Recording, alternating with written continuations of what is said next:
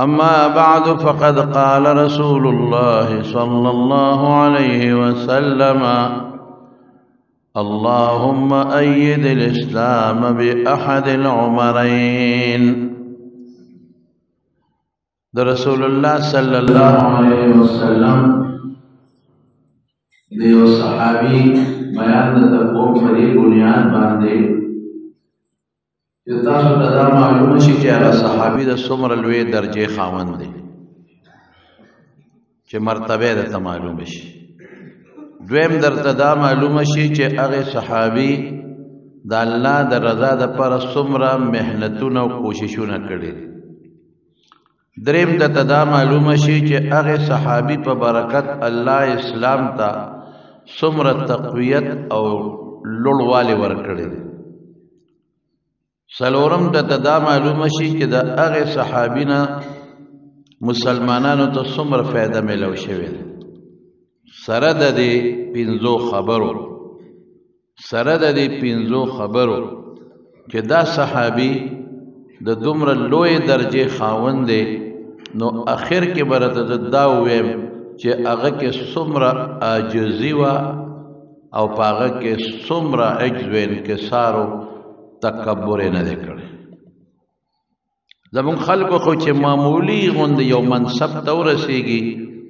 نو د هغه کبر بیا په ټرک کې نه ځایږي. یو افسر ته جوړ شي، د دنیا یو لویه عہده ورته میلو شي، یو موټر ورته میلو شي، یو وزیر ته جوړ شي، یو ممبر ته جوړ شي، د جایداد خاوند شي، د هغه نشه بیا په کلي کې نه ځایږي. د هغه لویي د غر نه زیاته شي. په دې بنیاد درته وایم چې تاسو ته پته ولګي چې د پیغمبر مبارک د نظر لاندې کوم خلق تیر شوی دی د هغوی څومره لوی عظمت او څومره عاجزي وه. هغه صحابي څوک دی؟ د رسول الله صلی الله علیه وسلم دویم خلیفه دی، حضرت عمر فاروق رضی الله تعالی عنه. یو وخت کې د اسلام غټ دشمنو او د پیغمبر لوی دشمنو، او یو موقع باندې کافران ناستو د حضور پاک خلاف سازش او سکیم جوړاو. چا وې دغ څنګه وکړو، څنګه وکړو. دا عمر پاسېده او د وې تاسو له چل نه درځي کېنئ، هسې خبرې کوئ او زه اوس دغه پیغمبر سر راوړم او تاسو ته د میدان کې اږدم. دومره د اسلام خلاف، دومره د پیغمبر دشمن. ابو جهل ورته سینه وډبولوي که دا کار دی او که سلو خان به درکړم. سلو خان ډېر شی په هغه زمانه کې زمارونو سره د حضرت عمر فاروق رضی الله عنه فرمایي وی خوب مې لیدی، خوب، او په هغه خوب کې مې یو اواز اورېدلی، بخاري شریف کې راځي یا آل ذریح امر نجیح رجل فصیح یصیح بلسان فصیح یدعو الى شهادت ان لا اله الا الله وان محمد رسول الله. دا مې غیبي آواز اورېدلی او خلاصه دا چې یو بهترین انسان دی او په ډېره ښه ژبه دا اواز تاسو ته کوي اے خلقا چې الله له شریک نشتا او محمد صلی الله علیه وسلم د الله پیغمبر دی. دا اورېدلی دی په خوب کې غیبي آواز اورېدلی، بخاری کې راځي او په نورو کتابونو کې راځي. لیکن بیم په زړه د رسول الله صلی الله علیه وسلم دشمنی پرته وړې د پیغمبر مبارک د دشمنۍ نه ډک. سلو خان وې نام ورته میلو شو، تورې اوچته کړو، په لاره باندې روان شو. چې په لاره روان دی یو صحابي دی، خو پټ صحابي دی، نعیم ابن عبدالله. وی عمره څه کوې؟ د دا خیال و چې ګنې دا مسلمان نه دی او کافر دی. یاره وی زم دی محمد پسې صلی الله علیه وسلم، زمونږ د دین خلاف زمونږ خدایانو پسې خبرې نوې دین یې راستی دی، نه یې پرېږدم نن، بس د هغه نه سر پرې کوم او مجلس ته یې راوړم. هغه خو پټ مسلمان و نعیم و عبدالله، او ته ګوره سم شه د بنو هاشمونه به دې څوک خلاصوي دغه خو لوی قوم دی او دغه ماماخیل دی بنو زهره لوی قوم دی هغې نه به دې څوک خلاصوي نیکبخته پرېږده پوه شه خپل دین یې پوه شه ته پوه شه خپل دین دې پوه شه دا قصې مه کوه لوی دشمنی په سرماله د ماماګانو یې لوی قوم دی او د خاندان یې لوی قوم دی د ټولو دشمني نشي کولی دی پوه شو په هغه پوه شو وی داسې معلومیږي لکه چې تم د هغه ملګری او داسې معلومیږي لکه چې تم صابي شوی دین دې پرېښی دی او بېدینه شوی او تورې اوچته کړه په دې ګواښ کوه نعیم ابن عبدالله ورته وایي ما پسې توره مره اوچته وه نیکبخته ته چې د کمې ډیوې مړې کولو لځې د هغې رڼا ستا د خور کور ته رسېدلې ورشه د اوخي غم دی وکړه د خور غم دی وکړه ما پسې توره نانېغې په ما باندې غزار کوي چې د مسلمان یم ورشه که غیرت درکړي ستا خور مسلمانه ده ستا اوخي مسلمان دی او ته هغه ډیوې پسې ځې رڼا تا کره راغلی ده عربو کې غیرت زیاتي لکه د پښتنو او چې دی څنګه واورېدل بس آگ بګولا شو غوسه سر اوچته شو چې ښه زه خو د هغې پیغمبر پسې ځم پرېږدم یې نه او زما خور هم د هغه ملګری ده او زما اوخ هم د هغه ملګری دی بس رسول الله صلی الله علیه وسلم یې په ځای پرېښود او نیغ خور کره لاړ د خور نوم یې فاطمه او د اوخ نوم یې سعید ابن زید ابن عمرو ابن نفیل چې دا د یو د عشرو مبشرانو دی رسول الله صلی الله علیه وسلم د لسو صحابو نمونه په یو مجلس کې ذکر کړی دي چې دا جنتیان دي هغې ته په دنیا کې د الله د طرف نه د رسول الله مبارک په ژبه د جنت سرټیفیکیټ میلاو دی شارټ لیست چې ورته وایي د جنتیانو دې کې شک نشته دا 10 کسان موږ خو به یریږو چې خدای څه به راسره کېږي هر سړی یریږي چې خدای جنت ته به لاړ شم که نه خو دا 10 کسان مبشرین بالجنت د پیغمبر په ژبه په دنیا کې ورته ټیکټ میلاو دی چې تاسو جنتیان یې یو پکې دا سعید ابن عمرو ابن نفیل نو اوخې او خور پسې لاړ دې وخت کې یو صحابي راغلی او حضرت خباب رضی الله تعالی عنه هغه هغوی ته قرآن خو او دروازې ځان پسې بنده کړې وې چې دې څنګه ورغی د خور کور ته او دروازې سره ودرېده نو پوه شو د قرآن شریف څه ټکي واورېدل او دا خو نعیم ما ته ټیک ویلی دی دوی کې خو لګیا دی همغه خبرې کوي کوم چې د محمد خبرې دي صلی الله علیه وسلم قرآن جوړي دا څه شو بس نورم اور پې بل شو چې دا خو زما کور ته جنګ راغی مسله راله نو تورې په هغه سټی باندې په هغه موټي باندې دروازه تیزه تیزه وواله لګیا دی وهي ور لرې کې بس اوخ هم پوه شو او خور هم پوه شو چې دا خو مسله جوړه ده هغه استاد ته وی حضرت خباب ته وی ته خو راځه دې کوټه کې چې ته پټ شه پتا غزارو نه کی او زه اوخې مو دې خور ده مونږ به سر راکاږ ګورو به سره چې دروازه ورته څنګه کولا وکړه نو اوخې سره په مشتو ګریبان نو حضرت عمر فاروق خو تکړه سړی او بهادر انسان زورور انسان اوخې پسې توره راواغېشته د تورې په دې سټی داسې وایي تاسو صابیان شوې تاسو بېدینه شوې زه خو ستاسو پیغمبر پسې روان وم چې نن ته سر پرې کوم وړم یې مجلس ته نو تاسو د هغه ملګري شوې زم او یې زما کور ته هم فتنه راوړې ده زما خور دی د هغه ملګرې کړې ده او تم د هغه ملګرې دا خورې لګیا وه د خاون یو خو خاون دی بل خو ورور دی په منځ کې بیچ بچاو کوي د دواړو منځ کې جوړه کوي د دواړو منځ کې خلاصې کوي نو دی ورته غصه و دی خور ته نو لاس یې اوچت که او دا خورې داسې مضبوطه وواله په مخ باندې یو څپېړه یې ورکړه چې د هغې د مخ نه د وینو دارې ووتې او هغه د وینو څاڅکي د عمر په مخ او په جامو ور پرېوتل بس خو چې دا یې وکړله نو بس خورم جوش کې راله ورته وی عمره لاس ته خلاص او توره دې تېره مونږ انکار درته نه کوو زم مسلمان یم او زما د خاوند مسلمان دی او تم د خطاب زوی او زم د خطاب لور د مو ستا د یو پلار اولاد یو د یو مور بچي یو چې کومه خېټه کې تا ټوپونه والي دي په هغه خېټه کې ما هم ټوپونه وی والي دي چې د کوم پلار تار ته پیدا دی د هغه پلار نه زم پیدا یم تکړه شه لاس ته خلاص دغه زما مرۍ او دا زما د خاوند مرۍ چې څه دې خوښوي کوه بس خو چې د خور دا خبرې واورېدې او د خور سترګو ته وکتل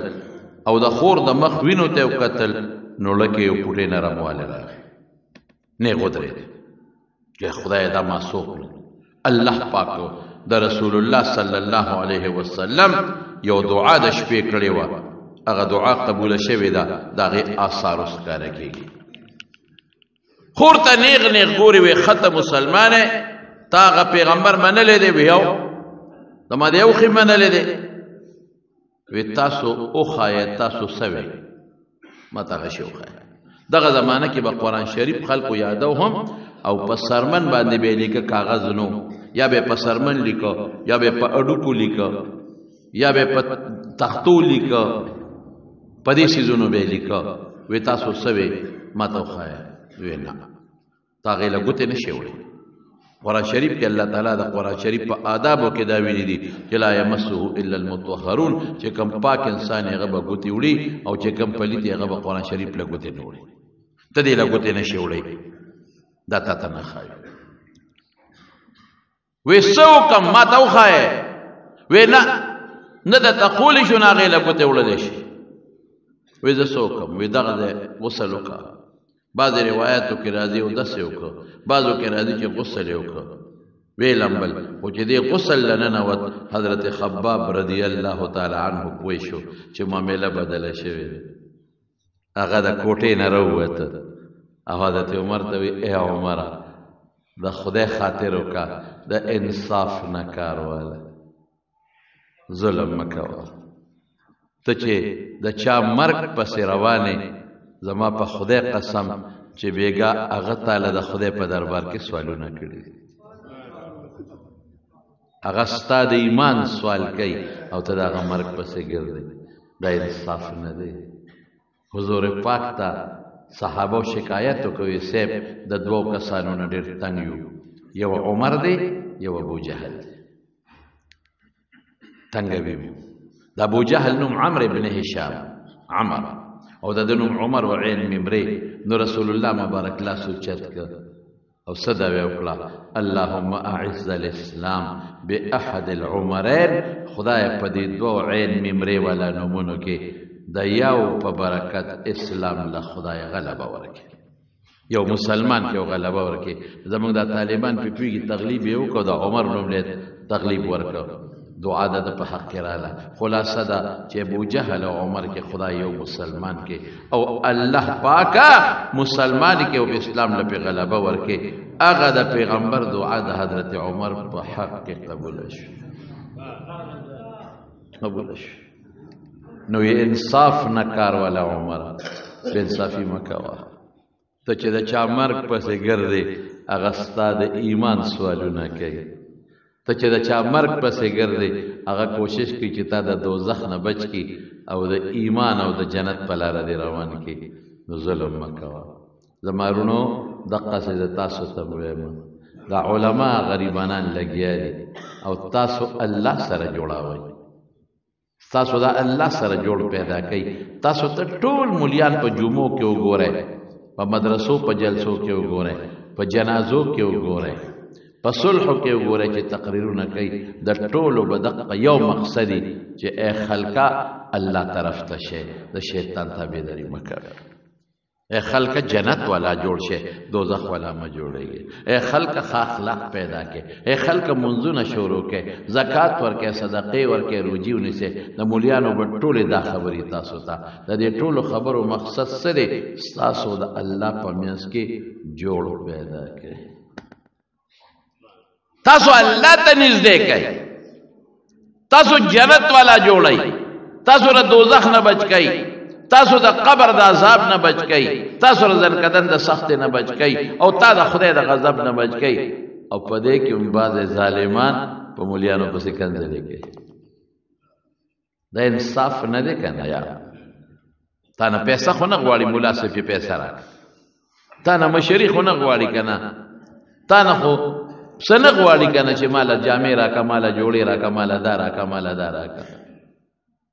تا خاني خو نه خرابوي که نه چې ځان ستا په اجره کښېنئ تا نه ځمکه خو نه نیسي تا نه کور خو نه نیسي تا خدای ته بلي او په دې کې هم ته راځې او په مولیانو پسې کنځل کې. نن په نیټ باندې یو حال روان دی زمارونو، دا کشران بچی زمونږه، ما ته خپل بچی ښکاري که نه، بچیان دي دا کشران، دا نوجوانان طبقه صاحب ټول ورځ لګیا دي مولیانو پسې کنځل. دا شاعران بعضې ګنده شاعران لګیا دي او د مولیانو خلاف شعرونه وایي او خلک لاسونه ورپورته کوي او خاندي چې مولا پسې شعر وایه. فکر مه کوه ته چې څومره کنځل کې. ما مخکې ورځو کې خپلو طالبانو ته ووایي او اوس یې تاسو ته وایم او خپلو شاګردانو ته ټولو ته دا اعلان کوم چې که څوک درته د ښځې کنځل کوي او د لور کنځل درته کوي او هر څه درته وایي، ته به څه کوې؟ ته لاړ شې او دروازه ورته وډبوه چې دې روځي ورته ویې ورورې بچی راکړه چې عالم دې دله جوړ کړو، بچی راکړه چې حافظ دې دله جوړ کړو. ته کنځل کوه، مونږ به ستا د بچي نه حافظ جوړو که خیر انشاءالله. ته سپکې وایه مونږ به ستا د بچي نه او ستا د رور نه عالم جوړو که خیر انشاءالله. ته چې څومره کنځل کې مولیانو پسې کوه، دی به غریبانان مدرسې چلی، دی به سوال کوي، دی به چړ غواړي، دی به د خلکو مینت کوي، زارې به کوي، چا نه مرله ځمکه غواړي، چا نه 2 مرلې، تاله به جومات جوړوي. دی به چندې غواړي خو تاله به جومات جوړوي، دی به چندې غواړي خو مدرسه به جوړوي او ستا بچی به د پیغمبر وارث جوړوي که خیر انشاءالله او ستا د بچي نه به حافظ جوړېږي. دې ورځو کې زه لګیا یم او د دې مدرسو د دستربندۍ دی. یقین په خدای وکړه روزانه په یو مدرسه کې 80 کسان، 20 کسان، 10 کسان، 15 کسان او 10 کسان د چا نه ناظرې والا جوړېږي، د چا نه حافظان جوړېږي، د چا نه عالمان جوړېږي او د چا نه مفتیان جوړېږي. دروازې په سوونو خلق، دروازې په سوونو خلق پټکی تړي، دا د چا د برکت نه، د علماء د برکت نه. ته کوه کنځل چې څه کوې کوه، هر څه چې دې خوښ کوه، زه به دا نه کوم انشاءالله. زه به ستا د بچي نه حافظ جوړوم. زه طالبانو ته مه کوئ دې خلکو ته کنځل، دا زمونږ بچي دي ناپویه دي. نو چې ناپویه دي نو ته خو ناپویه نه، ته خو هوښیار یې که نه. هغه خپل لیډر ګمراهان کړي دي، لیډر یې مولا پسې لګی نو دا مولیانو پسې سر کړي دي، پروا مه ساته. د لیډر خو به خپل غرض یې خو به د اقتدار جنګ کوي، د لیډر خو به خپل غرض یې هغه خو به د اقتدار جنګ کوي، د هغه به نور هم څه اغراض وي. نو ته ولې په هغې کنځلو کې راځې؟ هېڅ فکر چې ونه کې دور جدا دی. ورشئ نن خلک دومره ډاډه دی، دومره ډاډه چې هغه کم یو ملک دی لکه څه نومې دی په یو ملک کې د دغه یورپ په یو ملکونو کې خدای نوم یې رانه هېر شو، یو ملک کې سویډن کې د قرآن شریف بیا بې عزتي شوې، دومره ډاډه شو خلک. های های های د یو مسلمان خور بیا ادبي کړې وه راجا داهر په سند کې، د یو مسلمان عزت لوټ کړی و راجا داهر په سند کې. نور هغې خور چغه وواله ای د مسلمانانو بادشاه کم ځای زما عزت لوټ کېږي، زه مسلمان یم زما عزت لوټ کېږي. څوک شته نه چې زما عزت بچ کړي؟ څوک نشته چې زما عزت بچ کړي؟ زه خو مسلمان یم او زما عزت لوټ کېږي، څوک نشته چې زما عزت بچ کړي. محمد ابن قاسم ول راغی د هغې عربو ممالکو نه په سمندر په بیړه کې سند ته راپورې وته او د هغې ښځې د هغې اواز جواب یې ورکړه او راجا داهر یې مردار که سره د ملګرو او غونډ سند یې فتح کړ او د مسلمانانو په قبضه کې راغی. نن داسې حکمران شته؟ نشته. نن ستا په هندوستان کې جومات ختمېږي، شهید کېږي، بابري مسجد ختم. نن ستا په هندوستان کې په معمولی بانو باندې جوماتونه روانېږي، روزانه د روزانه په حساب روانېږي، د روزانه په حساب. او حکمران طبقه بیا هم د مودي سره د هندوستان د وزیر اعظم سره خپل تعلقات ښه جوړول غواړي. مسلمانان بادشاهان بیا هم د دغې هندوانو دپاره په خپلو ملکونو کې مندرونه جوړوي، استا جمعات رواني چې په مسلمان مونږ کې خدا نشو کولی، مونږ خو کمزوري یو، بادشاه خو کمزوري نه دی. کم از کم دونه خو کولی شي چې دې خلکو سره چې دا د قرآن بې عزتي کوي او د جومات بې عزتي کوي چې دې سره سفارتي تعلقات خو قطع شي د خپل سفیر ته راوغواړم چې راځه دا زما د قرآن بې عزتي کوي دې سره زما تعلق ختم دا زما جومات غورځوي دې سره زما تعلق ختم نه ته جومات روانه وا شهید کوه زه به په خپل مسلمانانو ملک کې تاله مندر جوړوم آی های نن د عرب ملکونه ولا مندرونه جوړای دا غي خلکو له ویزه ورکي غیندوانو له وراده زمنګ ملتا او ګټه کوي پکې او استاد ملک د پاکستان په مقابله کې هغه ملکونو ته خګوري ولې دا خو د اسلام چاونه ده د ملک پاکستان دا خو کده او دا وس په خدای دې نه ورکي نو په سویډن کې راځه په بل ملک کې راځه څوک په پیغمبر پورې خنداګانې کوي رسول الله مبارک پورې او څوک په قرآن شریف پورې خنداګانې کوي او څوک قرآن د خپل لاندې کوي او څوک قرآن ته تیلې ورته کوي نشته مسلمان حکمران نشته نن به دغه قرآن خدای ته څونه چغې والي دي چې الله ستا په دې دو ارب مسلمانانو کې یو نشته چې ما بچ کی په دو ارب مسلمانانو کې یو نشته چې ما بچ کی د پسلګونو کې د مسلمانانو حکومتونه دي یو نشته به خوند چې غیرت پکې پیدا شو زما تاسو کې یو نشته چې د ملک سره کم از کم تعلق خو سفارتي ختم دا زموږ ایمان قبل ته ورسېد زموږ ایمان برباد دي تباہ دي زه د مولا غم کوم چې مولا پسې کنځل کې سړی قرآن خلق د خپل لاندې کوي او کده دې خلکو چې دا کم نن په مولیانو پسې لګیا دي او کنځلې کوي په خدای یقین وکړه یریږي د مسلمان نه کړه دی وسو شو د قرآن مبني راولي د خپل لاندې به کې چې د مولا قرآن نه منه دا به د پیغمبر د حدیث په راولي د خپل لاندې به کې او بیا به سوي وي به چې دا د مولیانو جوړ کړی دا موږ نه منو دجال روان دی کنه راځي وکړه دا فتنه خو روانه دجالي فتنه دجالي فتنه خو وی دیتا چې د خلق په ذهن کې لاول دار اولی چې د مولیان خراب خلق دي چې د خلکو د مولیانو نظر تور شي او د مولیانو خپل بچی نه راولي چې حافظان ته جوړ شي نه چې دا جاهلان شي ټول خلک مدرسو پسې خبرې شي ګيري پسې خبرې شي پټکی پسې خبرې شي تسبو پسې خبرې شي تبلیغ پسې خبرې شي دعوت پسې خبرې شي تصوف پسې خبرې شي دا د دوی کار دقه دی ته خدای دجال دا ور روان دی یقین په خدای او که پیسې به ورکړي دجال حال کوله وای ته خدای اړون دجال چې پستر غړون دی وای ته خدای پیسو پس خلکو ایمان پرې خاط مینت تکم زاری تکم بچی دا کشران کل خدای ته وګوره د چا پلاس کې مراد دی خدای ته وګوره پټه خبره ده تنه کوم چاله چې وټ ورکې ستا خو خپل کار کاوه زنه وټونو ته درېګم نو د وټ کار خپل کار کاوه خو خدای ته وګوره پارټي دا ارچا خپل پارټي دا خو لیډر ته ستا پسې روانم زم بدر پسې خو د مولا مقابله کې نه منم خله دی مولا پسې خراب او خوځول بس لپاره مخه دی ما ته خو عقیده دی خی ما ته خو عمل دی خی ما باندې خو پیغمبر او د عمر ته پیژندل دي ما باندې خو خدای ته پیژندل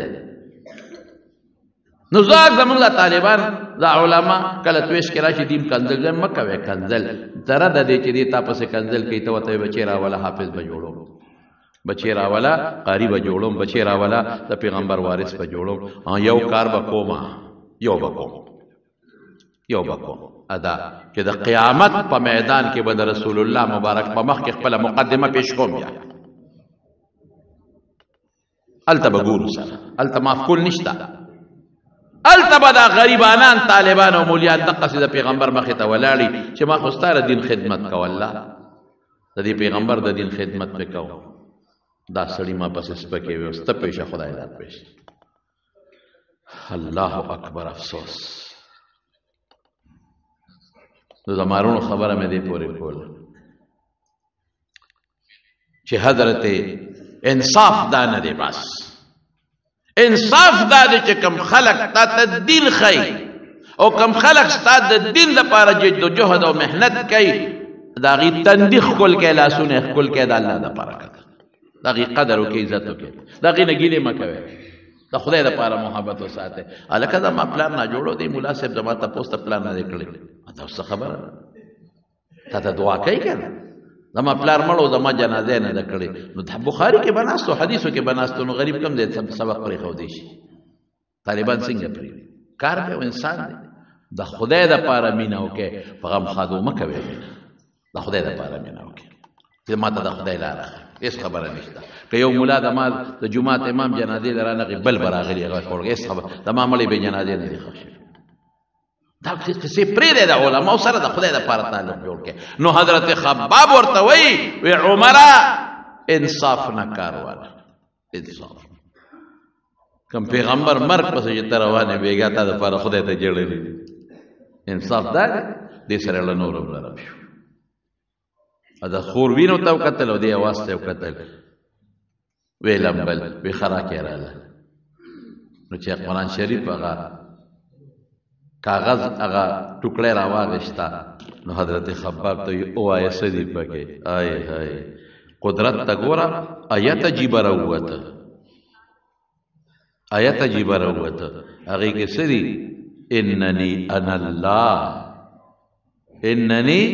انا الله، زه الله یم. دا آیت راووته، انني انا الله لا اله الا انا، زه الله مانا بل خدای نشته ما سره شریک نشته، فقط یوې ما، بوتان نه دي خدایا. فاعبدني واقم الصلاة لذکری، زما عبادت وکا ما یاد د پاره مانځه ته ودرېږه. انني انا الله، الله دا آیت را لا اله الا انا فاعبدني واقم الصلاة لذکری، زما عبادت وکا او ما ته ودرېږه ما یاد که زه یوې مال شریک کم دی، د خپلو لاسو تراشلي بوتان ماله شریک جوړوی. خو چې دی واورېدل وی ما احسن هذا الکلام، عمر وی دا څه ښکلې خبرې دي، دا څه ښکلې خبرې دي. الا ما بوزه رسول الله مبارک له نرم شو. د رسول الله مبارک د شپې دعا د عرش سره ډغره والې ده. الله رحم وکړ، وی ما بوزه بس اوخم ورسره شو، خبابم ورسره شو او لاړل. او دغه وخت کې رسول الله صلی الله علیه وسلم په دار ارقم کې او د ارقم په کور کې د صفا د غونډۍ سره خوا کې او خلکو ته لګیا دی پټ پټ دین خوري. او اطلاع رسېدلې ده چې د الله رسول عمر ستا په مرګ پسې راوتی دی. صحابه پریشان دي. ولې؟ دا نه چې صحابه سره د عمر علاج نو، دغه وخت کې جهاد بند و. اس قسمه با قرآن شریف کې الله وتا اعلان کړی دی واصفح عنهم، دې ته به مخ ناړې مخ ته بل طرف ته جنگ نه کدی دی په یو مخ وي ته بل مخ کوا، مخ بناړې. دفاعي جهاد هم نشته. نو صحابه لاس تړلی شوي، اس په نه وایي سبق اوس دې کدن نه راننوته او دې خو د پیغمبر مر پسې دی په رسول الله مبارک تور اوچته کړه. نو موږ بس کوو. نو چې څنګه دروازه اوډه بولا بس صحابه پیشو، الله رسول راغی، هغه دې راغی سبق. رسول الله مبارک ډیر بهادر انسان،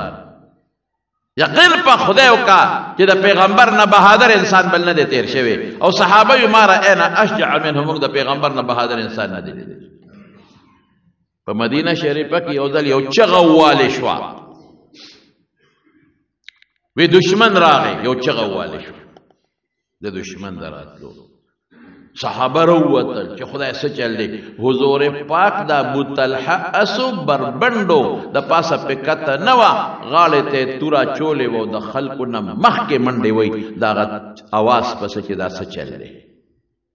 چې خلک پاسېدل، حضور پاک خلکو له مخې له ورغی، مخې له یې وی لم تراعو لم تراعو، مه یریږئ ونه یریږئ، اسم نشته، ما رأینا من شیء، اسم ونه لیدل. داسې به څوک وکړي چې چغه شي خلک سر بچ کړي چې بل وروځي مخکې تللی دی. او د حنین چې کوم وخت کې د اوتاس او د حنین په جنگ کې کافرانو په صحابه باندې د غشو باران وکړه، صحابه منتشر شو. څوک یو طرف ته څوک بل طرف ته څوک بل طرف ته په خدای قسم رسول الله مبارک دقسې په خپله قچره باندې بغله بیضا سپینه قچره باندې ناستی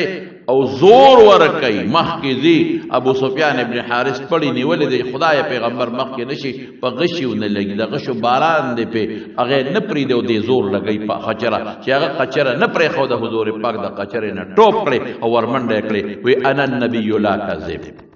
سینې وډبوله زه پیغمبر یم د دروغو خبره نه ده انا ابن عبد المطلب د عبدالمطلب زوی یم نو سیمه زما نیکه چېته تښتېدلی نه دی او بیا آواز وکړو یا للانصار ای انصارو ای انصارو ای انصارو خلک راغونډ شو جنګ وشو دشمن له شکست ورکړه خو پیغمبر تښتېدلی نه دی د احد په جنګ کې چې کله یو ناګهاني شلق یو وخت کې په مسلمانانو را پرېوته نو صحابه منتشر شو تښتېدلی نه دی منتشر شو نو د یو صحابي نه تپوس کېږي وی افررتم یوم احد وی د احد پر ستاسو تښتېدلی وی او ورته څه وی موږ پرېږده مړه تېښته دې ته وی بیلات دې ته وی چې جرنیل او امام میدان پرېږدي رسول الله مبارک نه دی تښتېدلی په میدان ولاړ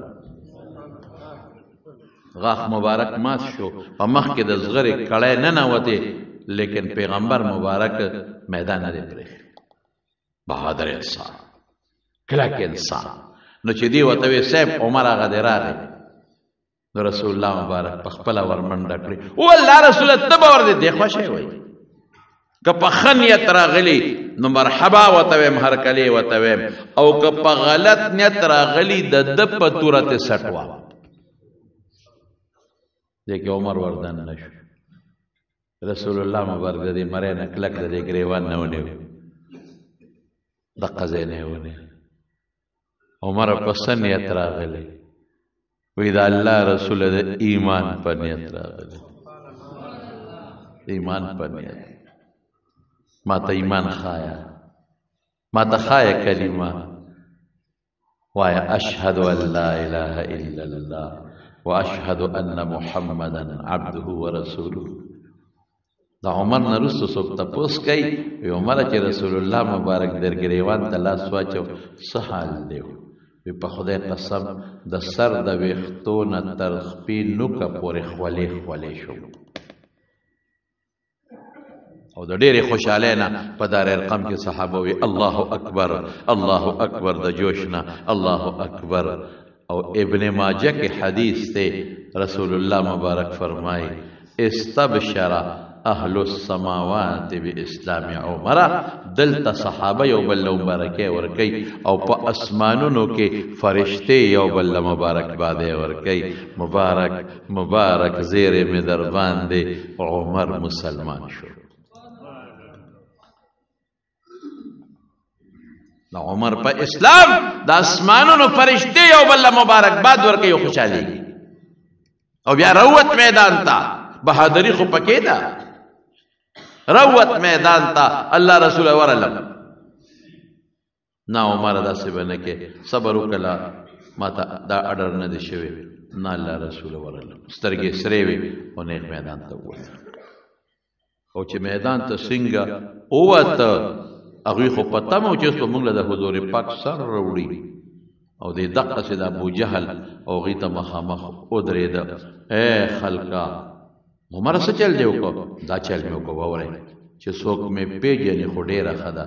که څوک مې نه پیژني انا عمر بن الخطاب د خطاب زوی یم عمر او مام دا کلمه وی دا پیغمبر مرګری شم چې اشهد ان لا اله الا الله واشهد ان محمدا عبده ورسوله او تورې له داسې شړنګ ورکړه وی که چا کې ایمانی را دي شي ماله میدان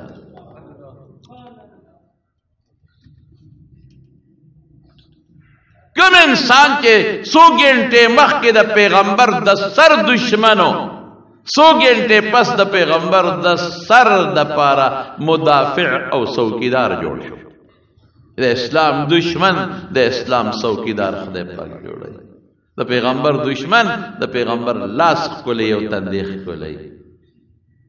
د الله نظام دی او چې دا اعلان یې وکړ وروره چغې جوړې شوې وی راشي عمر صاحبي شو چغې جوړې شوې او خلک ټول د کور نه تو شو ټوله دنیا تو شو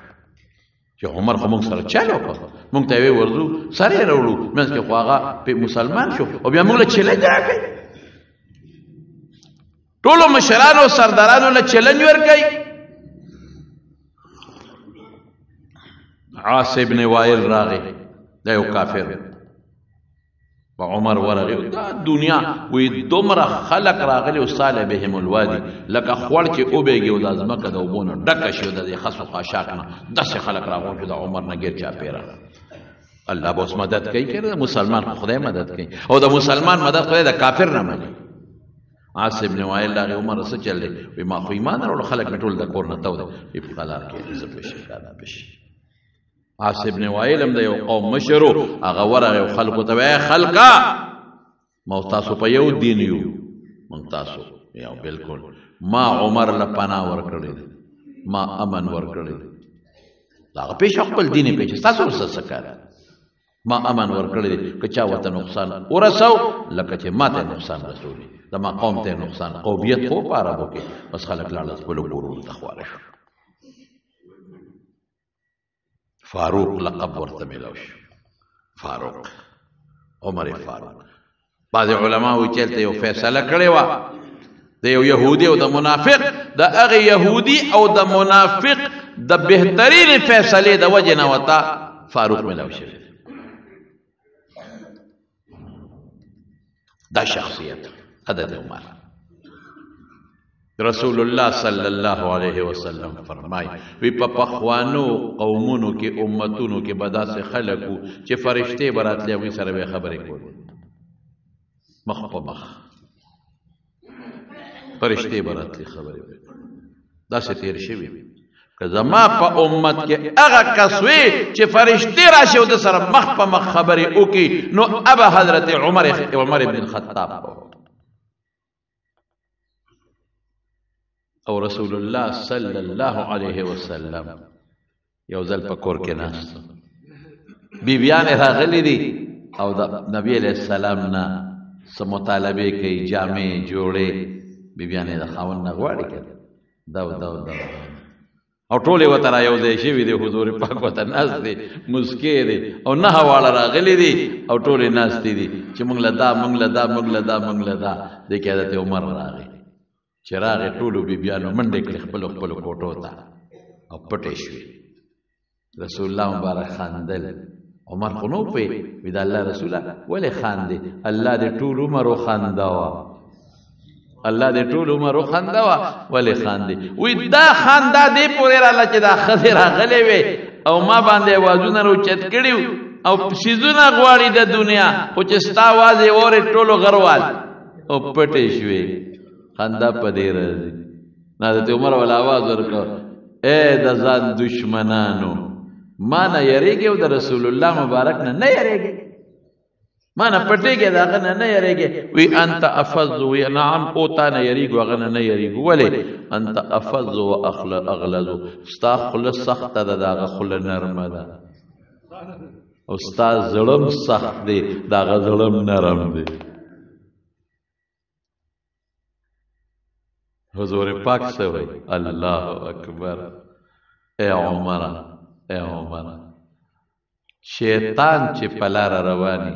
او ته په کومه لاره ځې نو شیطان ستا په لاره تا سره نه ځي بلې لارې ته تښتي دا منقبت او په یو موقع یو وینځه وه توره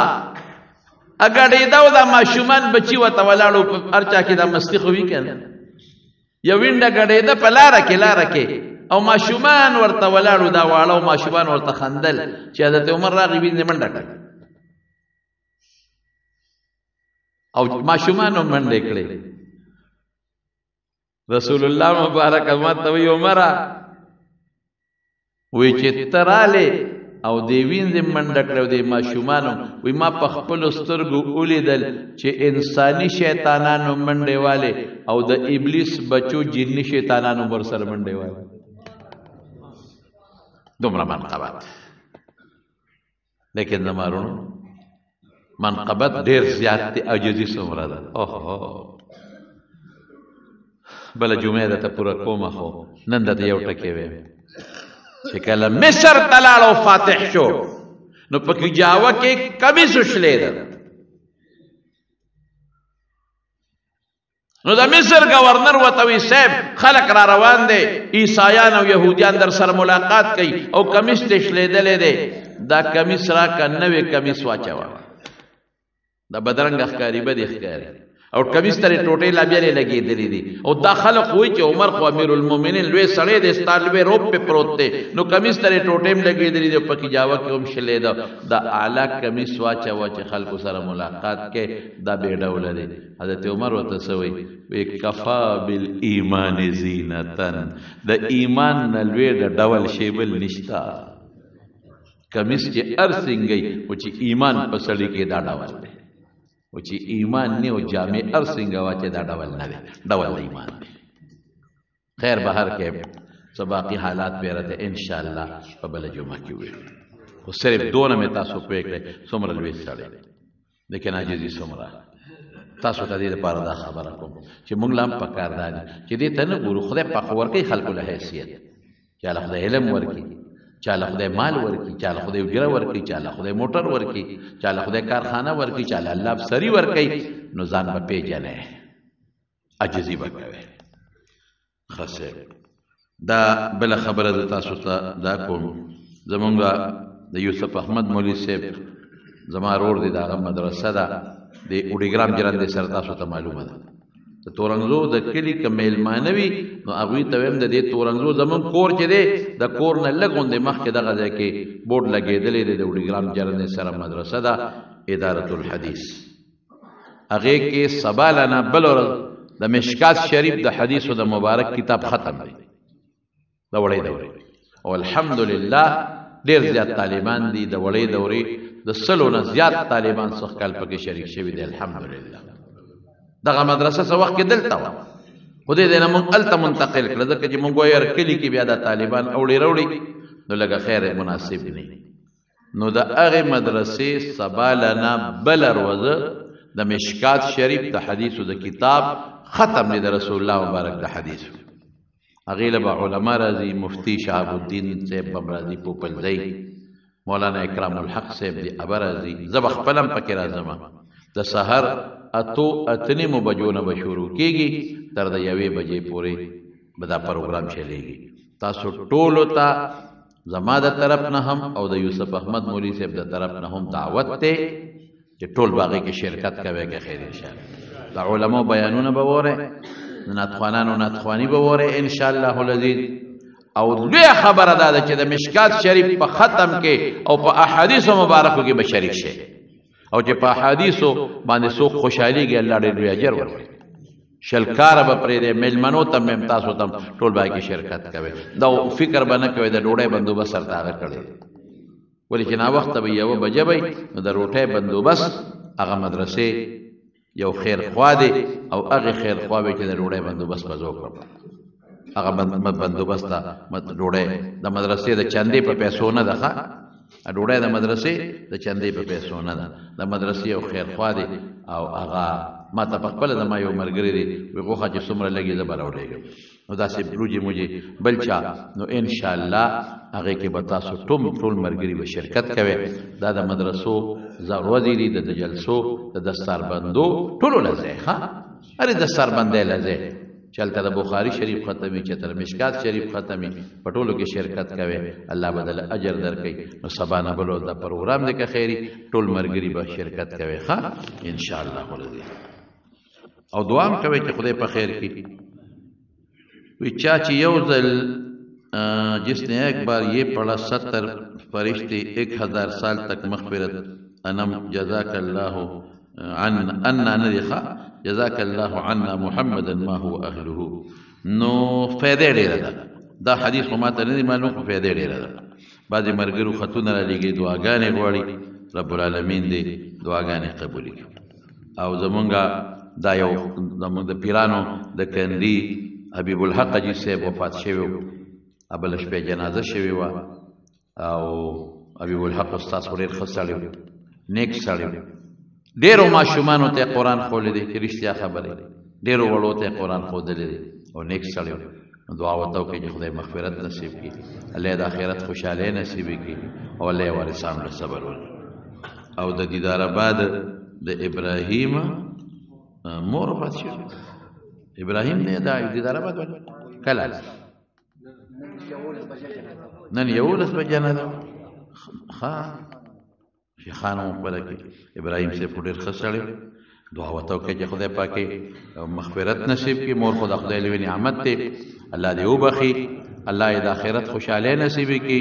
او خدای پاک دې ټول وارثانو له صبر ورکړي د سلرخیرو سرتاج مور وفات شوی دا الله دې مغفرت نصیب کړي الله دې وبخي الله دې وارثانو له صبر ورکړي او په دې دغه کې په عمرزو کې د روزي خان جی سیبرورو هغه وفات شوی هغه تم دعا وکړي چې خدای پاک مغفرت نصیب کړي او الله پاک د آخرت خوشاله نصیب کړي رستم نومو او بیماری غریبه تیر کړ چې الله وبخي الله وارثانو لا صبر ورکړي له نور غمونو حاجی او دا یو خبر رښتیا وره دا سویمه جمعه چې دلته د سپلو د بوټانو غلا کیږي د ملمنونو خلق غلا کوي زم دا څومره بدبخت دی چې د خدای د کور نه غلا کوي دا بوټان روټیک د چې د انسان دي خو چې دلته رالل نو د خدای کور ته رادن نه شو د دې انسان نه بدبخت او د خدای غټ دشمن بل نشته چې د خدای د کور غلا کوي بیا د جمعې پرس کوي بیا د جمعې د میلمنونه کوي اوهو ته به خدای له جواب ورکړي سپیره په دې نه مالدارېږي خدای به دې راونیسي خوار شي په داسې بیمارۍ به دې مبتلا کړي چې توبې وباسې نه به دې قبلېږي د بچو په غم کې به دې خدای مبتلا کړي سپیره داسې کوي بهر کیفو که دا غل مال چا ونیوه که نه او چا پیدا که ما ورپسې پټ پټ کسان کېنولي دي پټ پټ پې ورپسې کسان کېنولي دي ځای په ځای خو ما نه خبره یېره شوه مې تاسو ښه پوره دا سړی په دغه کې والی او که دا گیر شو که نه نو زه پولیس ته نه حواله کوم تاسو ګورئ چې د سره زه څه چل کوم چې دې ده ته زه وښیمه چې تا ته څنګه غلا کېدی جومات خو هر چې د هندو هم د سړی رانه شي چې جومات نه بغله وکړي عیسائی به هم رانه شي د خدای د کور نه بغله وکړي دا مسلمان دی ته داسې ظالم یې چې د میلمنو نه غریبانان دلته راشي او بوټان دې ته پټ کړي د هغې زړه به څه وي خدای به څه وي دلته خو چې څوک را داخل شو په امن شو او د خدای په امان کې دی نو ظالمه ته د خدای سره ټګي کې د خدای امان ماته تاسو په نظر ساته په داسې مرګرو له خیال ساته چې چا سره داسې نوې بوټان یا نوې سپلې وي کنه نو لږ نظر په ساته لږ نظر په ساته او ما په سبا د کسانو ته ویلي مې بوټې لږ اندازې سره ورته ګورې نو د ګورو چې د دې څنګه دا غلا کوي او سپلې دې څنګه پټي دا خو ډېر لوی ظالم دی هر څوک چې راځي ظلم کوي دعا وکړئ یا الله ته زمونږ په حال رحم وکړي خدای زمونږ په زړه کې د جومات احترام پیدا کړي زمونږ په زړه کې د پیغمبر احترام پیدا کړي زمونږ په زړه کې د مدرسو احترام پیدا کړي یا الله ته زمونږ نه راضي شي یا الله ته د فتنو د آفتونو نه وساتي خدای ته د غمونو نه وساتي الله د دواړو جهانو خیر هم نصیب کړي خدای په زړه کې د دین او د ایمان مینه واچي الله خدای پاک دا کمې مدرسې چې د سربندو کې لګیا دي چا وشوي او د چا را روانې دي خدای ټولې مدرسې کامیابې کړي الله ټولو مدرسو له ترقي ورکړي ټولو علماو له ترقي ورکړي ټول طالبان خدای عالمان او فاضلان کې خدای زموږ د جمع د ملګري چې څومره د لرې لرې راځي الله په یو قدم ولا اجرونه او برکتونه ورکړي یا الله چې څوک بیماران دي ته ولا روغ صحتونه ورکړي ته ولا شفا ورکړي که څوک تا قرضداران او تنګدستي نو خدای فراخ روزي نصیب کړي او یا الله چې دا کم میلمانه د لرې لرې ناراضي ته خیر او برکت نصیب کړي چا چې ټلیفونونو باندې دعاګانې غوښتي دي خدای ته ولا دعاګانې قبول کړي